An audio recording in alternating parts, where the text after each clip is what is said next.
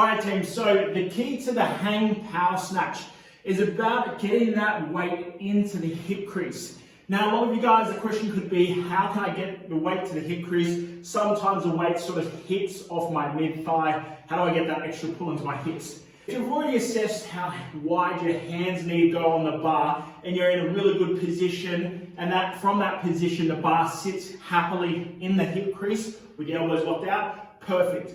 Now, if you do not have that position, your arms are a little bit longer than your torso, unfortunately it does mean you're going to have to hike that bar into the hip crease a little bit more. So, tiny bit of an elbow bend has never hurt anybody.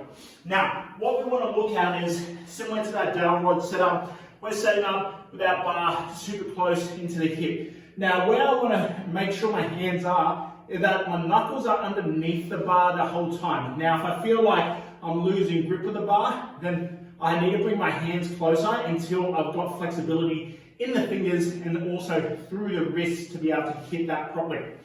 Okay, so assuming I've got a good position, I start off with my hang from slight dip through the knee, drive my hips back aggressively behind my body.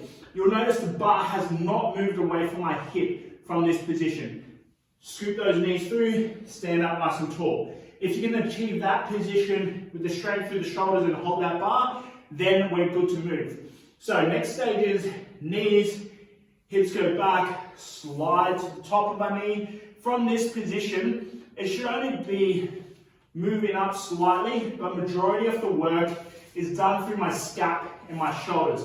I'll give myself a slight elbow bend there, soft through the elbows, back down and into it. Okay, so what that hang snatch looks like as I come from this position and I hit that pull, I'm getting into that tall muscle snatch, bar staying super close, elbows behind my body, turn, punch through, and that's my good finish position. Now, if I turn that speed up, I'm going hips back, down to the knees, into the hip, catch, stand, back down.